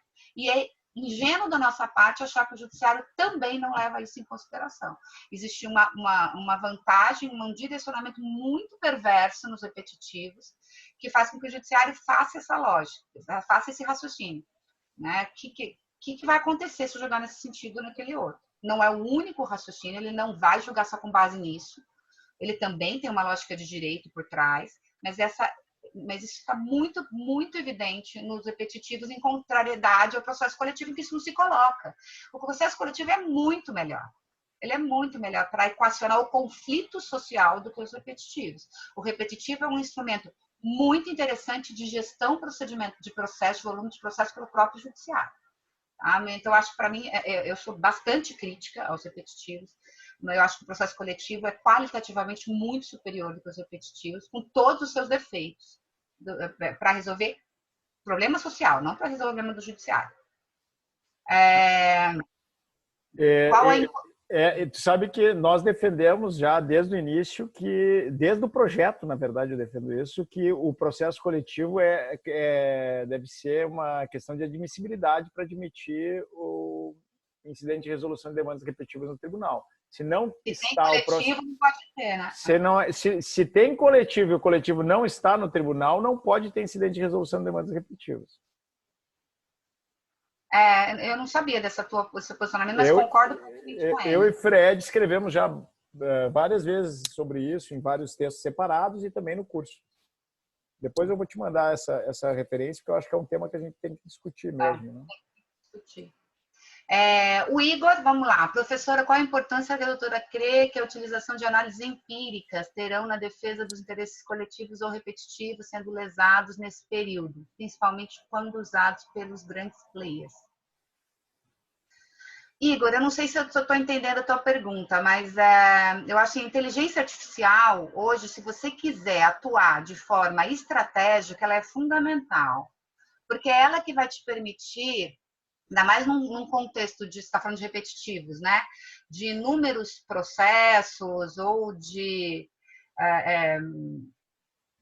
no contexto de inteligência repetitiva mesmo, você conseguir traçar a estratégia. Porque você só consegue fazer diagnóstico quando você traça... Você consegue fazer estratégia quando você tem diagnóstico, né? E muitas vezes a questão é tão massificada, demanda levantamento de tantos dados, que para ter o diagnóstico eu vou precisar de pesquisa, às vezes até com inteligência artificial envolvida. Mas eu não acho que você precisa para todo tipo de litigância.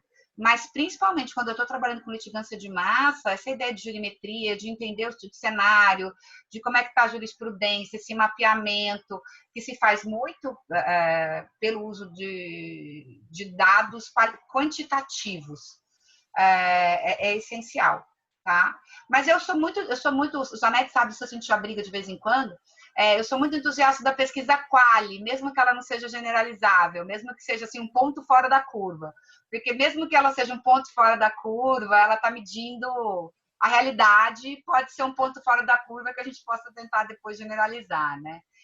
Então, eu acho que não só as jurimétricas, as pesquisas empíricas quali podem ser interessantes também para traçar estratégia, porque elas são, por exemplo, esse caso creche, ele é um caso mesmo, específico muito atípico no judiciário paulista, mas que assim, é quase como um guia de como a gente tentar avançar em tema de processo estrutural, e embora ele é um ponto fora da curva, mas ele não deixa de servir como um modelo, uma possibilidade da gente ter um judiciário funcionando de forma mais distributiva.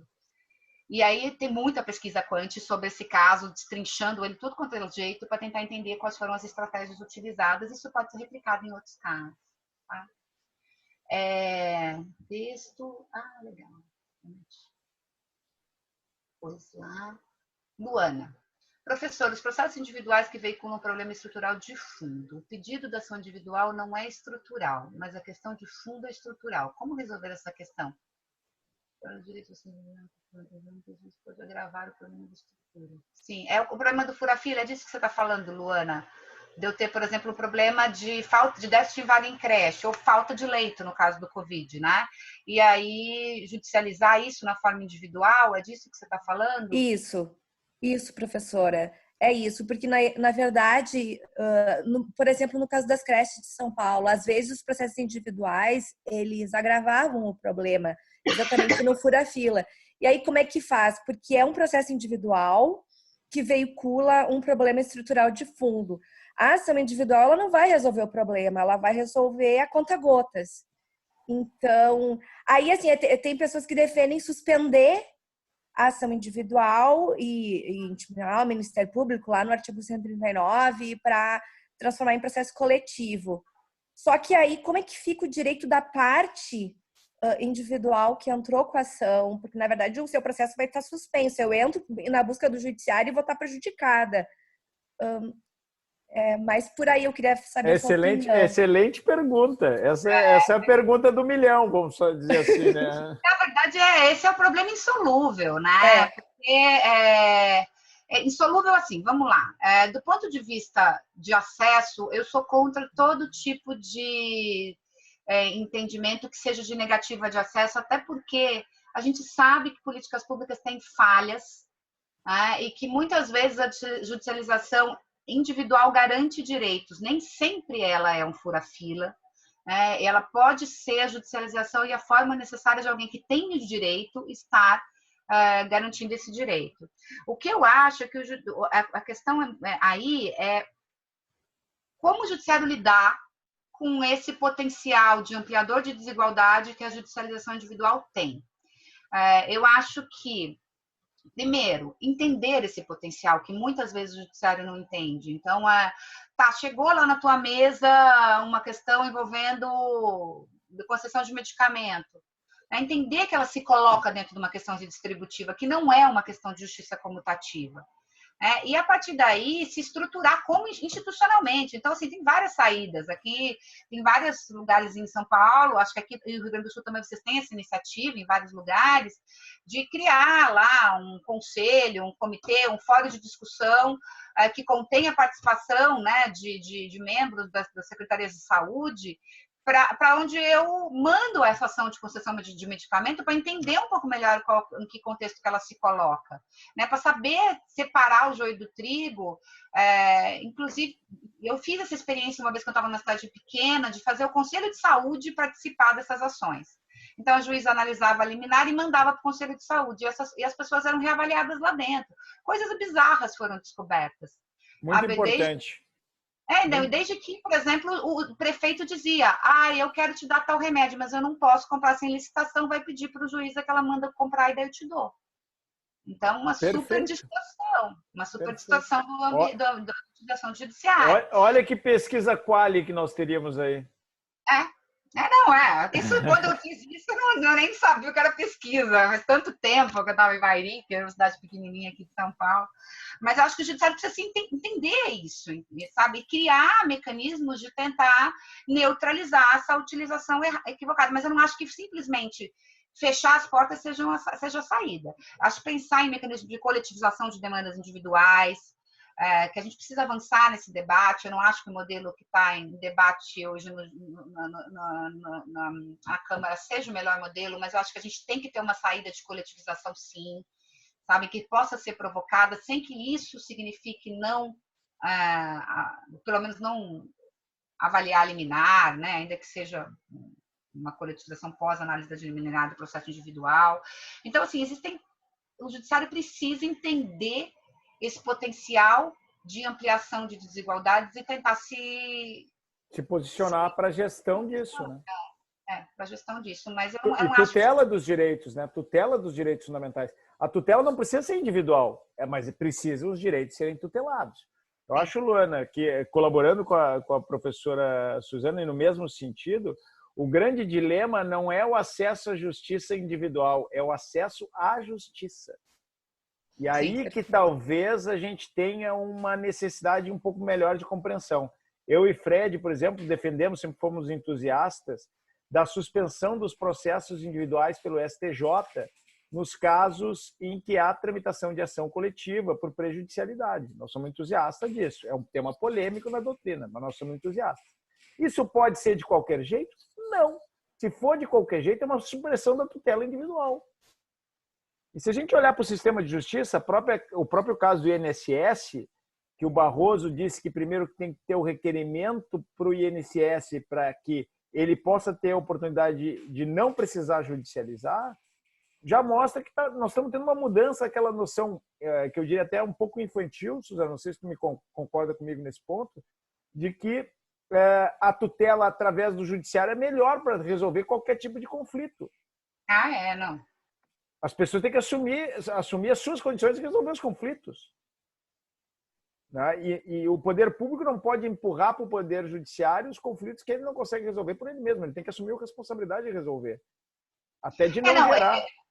Eu sou bastante crítica a essa decisão do STF, mas não porque eu não acho que... Eu entendo a tecnicidade de você exigir que se busque uma negativa administrativa, senão você não tenha nem conflito, né? Mas eu acho complicado quando a gente está pensando, por exemplo, no ambiente... Existem Brasis e Brasis, né? Então, eu acho que o meu problema maior com essa decisão é que você, ok, para quem está procurando a justiça aqui em São Paulo, o INSS é ali na Paulista. Mas para quem está no Amazonas, tem que pegar 3 dias de barco para ir para o INSS, para ter negativa dali a 3 meses, para voltar, mais 3 dias de barco para você poder entrar no judiciário. Então, existem, acho que... E eu acho também que o judiciário mudou de posição, menos por uma questão de valorização da autonomia privada, que é isso que você aponta, e mais por uma questão de gestão também. Eu acho que nessa decisão o Barroso diz, olha, o INSS é o maior litigante, a gente vai diminuir em 1/3 o volume de processos da Justiça Federal se eu decidir dessa forma, então vamos lá para dar uma ajuda para a Justiça Federal desafogar. E que no final das contas não deu certo, né? Eu estava conversando outro dia com o procurador do INSS que ele disse que o INSS não está conseguindo, na sua maior parte das vezes, julgar em 45 dias. Então, que é o prazo que o Barroso dá, né? Que você tem que ou ter a negativa administrativa ou ter... Julgado dentro do prazo. É 45 ou 90, agora não me lembro qual era o prazo, acho que era 45. Agora, tu percebe que o problema... Mas o problema estrutural foi revelado, né? Sim. E aí eu acho que a gente tem que trabalhar com isso. Não pode mais dizer que ele é o melhor litigante e que ele vai resolver todos os problemas administrativos. Mas... E outra coisa que me incomoda muito nessa decisão do INSS é que, na época, eu me lembro que eu fiz uma pesquisa para perguntar, para ver se tinha alguma repercussão geral, porque isso foi em repercussão geral, né? Sobre a necessidade de se comprovar que houve uma tentativa de cobrança em execução fiscal antes de ajuizar. E tinha uma decisão da Carmen-Lúcia negando repercussão geral para esse caso. Nossa. Então eu falo, poxa, quando é o assistido do INSS, o cara tem que procurar o INSS antes para poder judicializar. Agora, o poder público, quando quer cobrar, não tem nem importância essa discussão. E nós então, que trabalhamos, e nós que trabalhamos no interior, a gente sabe que vão vencer os créditos tributários do IPTU. São 5.000 processos ajuizados num mês, só para evitar a prescrição. O judiciário é utilizado para a gestão do crédito da fazenda. É balcão de cobrança. Eu acho que isso é totalmente equivocado. Eu sou a favor, inclusive, da desjudicialização desse tipo de execução, mas esse é um outro problema. Mas vamos voltar aqui, o Bruno. Se eu tiver pulado alguma, vocês me falam, tá? A judicialização de demandas coletivas é importante, com certeza, e fiquei pensativa agora sobre o 333. Seria interessante no nosso treinamento jurídico processual a coletivização, né? Eu acho que a gente tem que pensar sim, Bruno, em mecanismo de coletivização. Eu acho que o que me incomoda muito no modelo de coletivização do 333 é algo que também me incomoda nos repetitivos, que é o ordenamento jurídico brasileiro passar ao largo do controle de representatividade adequada. Tá? Nos repetitivos, a gente tem um déficit muito grande nesse sentido. Quando se fala em recurso representativo da controvérsia, você vai pensar em argumentação, não se pensa em capacidade da parte de se fazer ouvir no judiciário, de ir para Brasília, não importa. Vocês devem conhecer aquele famoso voto do Benjamin, né? Falando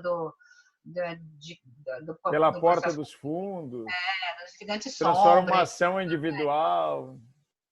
E que isso assim, é uma coisa que a doutrina bate, que não tem ressonância no judiciário, nem no IRDR, nem nos especiais extraordinários, ninguém está pensando em representatividade adequada. E eu acho que o modelo do 333 dizia o seguinte, olha, chegou aqui uma questão individual, por subjetiva, que comporta a coletivização, o juiz olhando isso, ele manda para o Ministério Público coletivizar. E se o Ministério Público entender que não é o caso de coletivização, ele manda para o Procurador-Geral indicar um longa-manos. Era uma forma de dar um atalho, tentando fingir que você está fazendo uma coisa que já existe no sistema. Porque o sistema diz, se o promotor de justiça resolver que ele não vai continuar, que não vai assumir o polo ativo numa ação civil pública, por exemplo, eu tenho a possibilidade de pedir que o Procurador-Geral de Justiça reavalie essa decisão, mas se ele entender que é o caso de mantê-la, o Ministério Público não assume. É um segundo grau interno. A coletivização, ela fazia outra coisa. Ela dizia, o promotor tem que coletivizar, o promotor não quis, eu oficio para o PGJ mandar alguém fazer. Ele não era para uma segunda análise, era com uma determinação de que alguém o fizesse. Né? Então, e o que é? Então, assim, o MP é obrigado a atuar. Primeiro, tem a questão da inércia, porque propriamente o judiciário querendo que eu amplie o objeto do processo, porque eu, o judiciário, quero decidir mais sobre isso, não tem uma outra análise de provocação. Isso pode dar problema de imparcialidade, mas, para além disso, você não tem garantia de controle de representatividade. Você está dizendo para um autor, você vai ser o autor dessa demanda. Ah, mas eu não quero. Mas você vai ser assim mesmo. Então, que representatividade adequada é essa? Como é que eu garanto que esse autor vai ser um bom autor? Né? Não pode ser uma presunção absoluta de que todo promotor é ótimo para atuar em qualquer causa, por mais que tenha uma expertise institucional do Ministério Público. Essa é uma outra falha. Essa é outra falha nossa, né? Porque nós temos especialistas, mas nem sempre ele é o promotor natural, né? Imagine você pegar um processo, uma questão que você nunca viu na vida, que você não está acompanhando no âmbito da tua promotoria e ser obrigado a editar uma petição inicial para tornar isso coletivo sem ter levantado dados a respeito disso. Né? Então, assim, eu acho que essa solução da obrigatoriedade da coletivização por decisão judicial é uma decisão errada, porque ela não garante representatividade adequada, e não é só uma fala corporativa de promotor de justiça que não quer fazer o que o juiz, não quer bater boca com o juiz. É uma preocupação de garantia mesmo do interesse em jogo. Então, eu acho que a gente precisa pensar numa maneira de melhor equacionar essa legitimidade para a coletivização. Mas eu acho que a coletivização é uma saída. E garantir tutela de urgência individual, né, para que não haja prejuízo do acesso à justiça individual, caso tenha direito à tutela de urgência. Concordo. Será um momento ideal para a Defensoria se consolidar na defesa de custos vulneráveis diante da necessidade? A Defensoria está avançando para caramba, né, Vini? Eu acho que eu vejo aqui em São Paulo, até porque ela é mais reduzida em termos de estrutura, ela tem uma facilitação muito maior de uma atuação estratégica do que, por exemplo, o Ministério Público, que tem mais dificuldade pelo seu tamanho. Tu tocou num ponto muito interessante, né? Tu ser menor faz com que eles tenham... aqui no Espírito Santo eles também atuam muito bem. Melhor. Eles têm núcleos de atuação, né? Ao invés de tentar atender um interior que eles não conseguem atender, eles têm núcleos de atuação coletiva na capital. Se organizam melhor. Eu acho assim, e eles avançam, eles têm feito litigâncias muito interessantes. Tem, por exemplo, um grupo, não sei se você deve conhecer, né, Zanetti, que chama GAETES, que é um grupo de articulado de todas as defensorias públicas nacionais só de atuação em tribunais superiores. Então, eles se articulam quando tem por uma repercussão geral para que uma das defensorias assuma, mas coordenada com todas as outras. Está todo mundo atuando via uma defensoria lá, e eles vão se alternando. Então, sei lá, para discutir inconstitucionalidade do porte de droga, é uma determinada defensoria falando pelo GAETES, mas eles estão todos lá. Né? E até porque eles também não estão subjugados ao princípio da unidade, que o MP está, e que faz com que a gente não consiga entrar com tanta facilidade em processos de outros ministérios públicos no STF. E a Defensoria não tem esse problema. Mas não faz nem sentido, né? Porque deveria ser o contrário, né? Porque o princípio da unidade é o Ministério Público brasileiro. Mas você não, é difícil pra caramba entrar. O MP de São Paulo tentou entrar no repetitivo da tarifa de corretagem, porque tinha um monte de dado, tinha um amadurecimento institucional sobre essa temática na promotoria do consumidor. O STJ falou que não, porque o MP federal já participava e, pelo princípio da unidade, portanto, não cabia a participação de mais nenhum outro Ministério Público. A Defensoria não tem esse problema, porque a defensoria ela não entra como custos legis e ela não tem essa ideia de unidade. Então, quando você tem uma discussão, por exemplo, no processo criminal, a parte é o réu, a defensoria é o procurador, né? Então, ela acaba conseguindo entrar como amicus curiae com muito mais facilidade. É interessante isso, essa vantagem institucional que a defensoria tem nos tribunais superiores. Mas vamos lá, continuando, Carolina, para a gente conseguir terminar, né, gente? Nós vamos virar a noite aqui. Tá tão bom o papo, Suzana, mas eu vou ter que dizer que em algum momento eu vou ter que te devolver para a família. Você me fala, Zanetti, a hora que o negócio esgotar. O que eu tenho para te dizer é o seguinte: a nossa previsão era 8h30. Nós já está indo para 9h15, né? 9h15. Nós estamos, assim, adorando a conversa. Eu acho que a gente poderia fazer uma rodada final, né? Esse chat aqui fica todo registrado. Inclusive, agora eu botei ali o GAETES, né? Porque acho que é um elemento interessante da gente pesquisar nessa questão da litigância estratégica. Suzana, eu acho que nós dois deveríamos sentar para conversar sobre como superar essa dificuldade do Ministério Público, porque ela não é jurídica. Não, não é, ela é de coordenação. Mas eu agora já estou com umas ideias, né? Que bom. Eu te falei, né? Teve uma mudança de procuradora-geral aqui, e talvez eu vá assumir justamente essa coisa da. Porque tem muita coisa para a gente superar em termos estratégicos, sim. Seria fantástico. O Ministério Público de São Paulo, pelo tamanho... Não é de jurídica, ela é muito mais de organização, concordo com você. O Ministério Público de São Paulo, pelo tamanho, se puxar isso, vai ter uma adesão enorme. Eu acho que a gente conseguiria fazer um bom trabalho conjunto. Pois.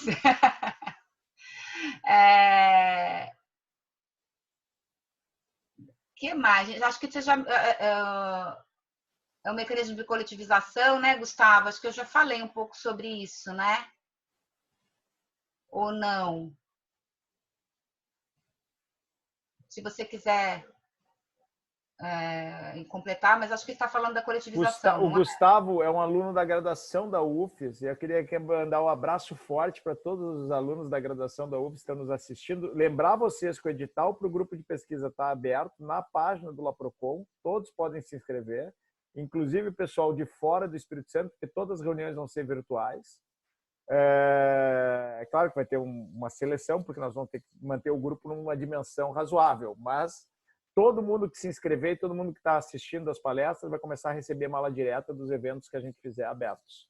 E queria dizer para o Gustavo, se ele quiser fazer a pergunta pessoalmente, a professora Suzana vai ter toda a alegria de te responder, se ele estiver por aí ainda. Sim.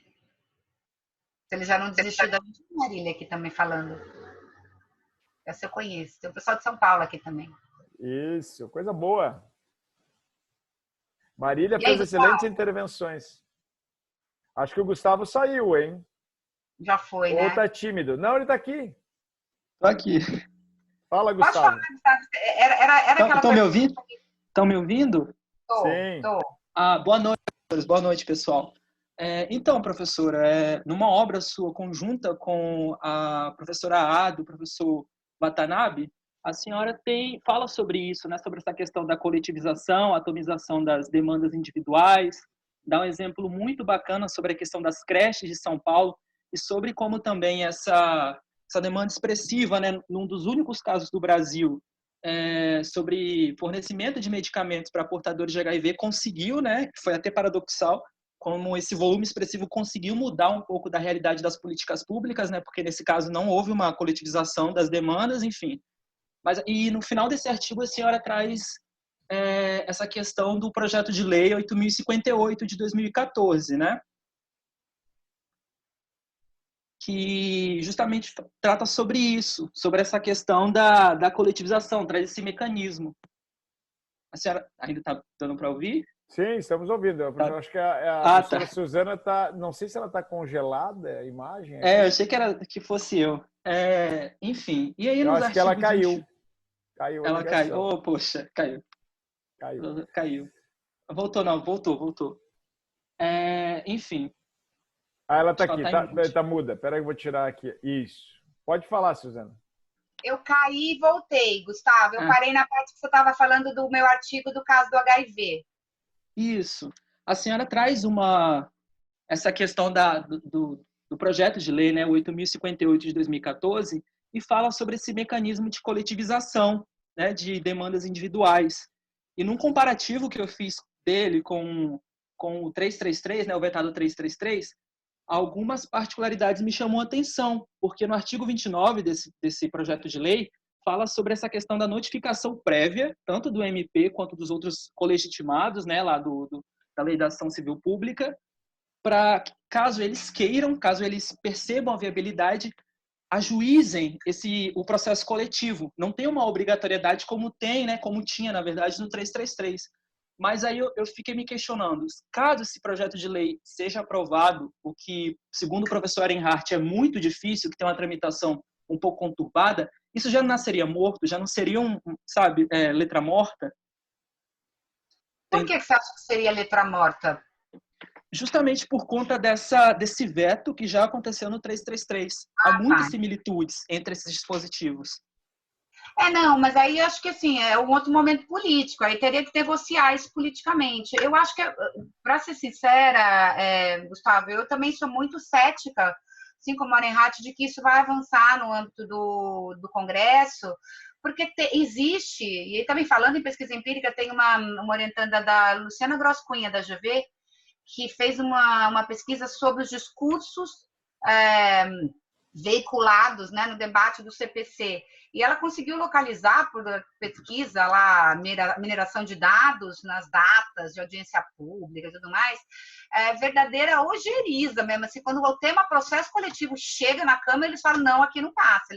Tudo que era processo coletivo, inclusive o 333, ele avançou no debate legislativo, porque tinha uma previsão lá de que não se aplicava a individuais homogêneos. Não sei se você lembra disso. Porque tinha que dizer que não era processo coletivo, porque se fosse processo coletivo, não avançaria. Então, eu acho que é muito difícil passar. Tanto é que passou no debate na Câmara, mas acabou sendo vetado pela presidente da República na época, com justificativas que não tinham razão de ser, né? Você vê que era muito mais algo que tinha algo corporativo por trás do que propriamente uma razão jurídica naqueles vetos. Era muito mais um lobby do que qualquer outra coisa. Dizem que foi um lobby muito forte, inclusive da própria OAB, por uma questão de reserva de mercado, né? Se você coletiviza, você diminui o volume de processo. Então, isso dizem, não sei se é verdade, tá? Ouvi conversa de bastidores. Mas você fala no Nath-Morto porque seria vetado de novo, eu acho que não nem passaria. Nath-Morto, tá? Mas, mais assim, Nath-Morto ainda. Mas a gente pode ter um momento em que se viabilize isso, né? E aí, por isso que assim, cada momento político é um momento político. Pode ser que, eventualmente, isso se viabilize num outro contexto e que não seja vetado. Mas realmente, acho que este momento político não é o melhor de todos para a gente avançar. Só uma rápida observação, professora, porque eu tive a oportunidade de ler todo esse projeto e ele é muito bem estruturado, até porque a professora Ada e o professor Watanabe estavam à frente dele, né? E no artigo 20 tem uma outra previsão que é muito bacana, que é justamente sobre essa possibilidade que a senhora expôs e muitas pessoas se questionaram, sobre a alteração da decisão na fase executiva, seja de ofício ou requerimento da parte, né? E justamente tentando se atentar a essa dinamicidade das políticas públicas e as peculiaridades do caso concreto. Então eu fico pensando assim, por que tanta relutância em aprovar esse projeto? Tu sabe, Gustavo, tu tá pensando na relutância, mas ela é mais do que evidente, né? Eu até diria o seguinte, a gente na política a gente tem que entender os tempos diferentes. O risco hoje de um projeto sobre processo coletivo no Congresso Nacional é que ele saia pior do que o sistema que a gente já tem. Agora, eu defendo uma posição, me parece que a Suzana tendencialmente está migrando para isso também, apesar de no início ela ter um pouco mais de resistência, se eu não me engano, nas conversas que nós tivemos no passado, de que o Código de Processo Civil de 2015, porque por ser plástico e flexível, ele já nos atende. Esse caso mesmo que tu citou, nós temos 2 momentos no CPC que ele permite essa adaptação da execução. Tanto no 139, inciso 4, que é a possibilidade ampliada da tipicidade executiva, quanto no 515, parágrafo 2º, que eu e o professor Fred temos defendido, e eu defendo em vários escritos e tenho falado muito sobre isso, que há a possibilidade da alteração do polo subjetivo e do objeto da demanda na fase de execução. E já, inclusive, nós fizemos isso em alguns casos aqui no Espírito Santo, porque o 515, parágrafo 2º, vai permitir que, mesmo tendo título executivo judicial, as partes façam uma autocomposição. Então, eu acho que tem aí uma franja muito grande do que pode ser feito já com o código que nós temos hoje. Seja por negócios processuais, seja por cláusulas abertas, seja pela própria principologia do código, que é plástica e flexível. Não, eu concordo contigo que o código traz algumas alternativas, mas eu acho que ele poderia, quando a gente está trabalhando com processo estrutural, poderia ter uma norma permitindo flexibilização que desse mais, autorizasse que o juiz fizesse isso com mais frequência. A gente ainda tem em São Paulo muito formalismo também, a gente tem decisões interessantes que avançam, mas também tem muito juiz que não está na coisa julgada, não vamos avançar E eu acho que ainda é um empecilho. Eu acho que já dá para avançar, mas seria melhor se tivesse de lege ferenda tivesse uma autorização. Seria mais fácil da gente argumentar nesse sentido. E cada vez mais eu vejo que é essencial para essa temática a gente avançar na flexibilização. Mas eu concordo, Janete, eu acho que a experiência de vocês me convenceu. Eu acho que vocês têm muitos casos em que isso está funcionando, né? Então, sim, acho que tem que ser utilizado. Mas precisamos reformar o pensamento do juiz, não só a lei, né? É o que tu colocou desde o início, né? A gente está com um problema muito grande de formação dos juízes nesses casos, né? Gente, agora eu tive um problema. Como eu saí e voltei, eu perdi inteirinho o chat. Eu não tenho mais as coisas. O chat está salvo. Eu queria te pedir, Suzana, que tu desse as últimas considerações tuas, agradecer a participação de todos. Tem uma série de perguntas, tem Humberto Santa Rosa, tem uma série de perguntas dos colegas, mas nós precisamos deixar isso dentro pelo menos de 2 horas, né? E dizer que foi uma alegria tão grande te ter aqui que eu quero te ter mais vezes. Eu quero ter essa oportunidade de a gente discutir mais vezes. Nossos 2 grupos de pesquisa são fundadores da Procnet.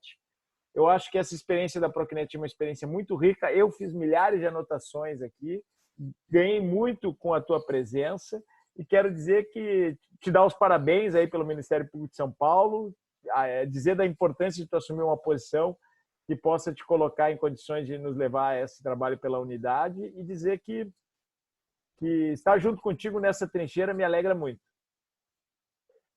Janete, eu que agradeço. Para mim está sendo também uma super oportunidade de pensar sobre aspectos diferentes. É um desafio, porque as perguntas não são necessariamente perguntas que a gente tem resposta pronta, né? Às vezes você tem que pensar na hora e tentar equacionar as nossas dúvidas. Mas é por isso que a gente aprende, por isso que é tão interessante esse diálogo. Foi muito bacana. Obrigada por todo mundo por ter avançado aí no horário do evento. Estou à disposição. Vamos continuar. Vou virar também fã de carteirinha aqui desse espaço de vocês. E só finalizando, as ações que eu trouxe para vocês, a gente acabou não problematizando elas, porque foi debate para um lado muito mais interessante, mas porque às vezes eu só queria deixar claro que eu queria problematizar, até porque eu não concordo com tudo em todas elas, porque às vezes fica assim, a professora mandou essas ações porque ela é promotora, e eu queria justamente problematizar. Não deu, a gente avança depois um outro dia, mas tem alguns pedidos ali que eu acho que são muito cabíveis, muito bem encaixados, e outros que eu acho que estão um pouquinho dentro da margem da suspensão da liminar mesmo. Então eu queria só deixar isso claro, para não ficar... Excelente. Eu tenho sempre dito, no final dos nossos encontros, Suzana, que a ciência é um empreendimento compartilhado e que essa oportunidade de debate enriquece a todos. E que, ao contrário do que se fazia no passado, uma ciência encapsulada, sem diálogo, sem contradições e, portanto, mais fraca, nós estamos construindo aqui um discurso que pode ser mais sustentável justamente porque leva em consideração toda a riqueza das nossas formações, das nossas impressões a respeito do mundo e da nossa pesquisa. E que nós somos como anjos de uma asa somente e que só podemos voar quando estamos abraçados. Foi uma alegria estar abraçado contigo hoje. Felicidades aí na continuidade do teu trabalho e um beijo nas crianças. Um beijo na Alice e no Tomás. Você também, um beijo nas crianças. Gente, tchau, foi um prazer. Boa noite para todo mundo.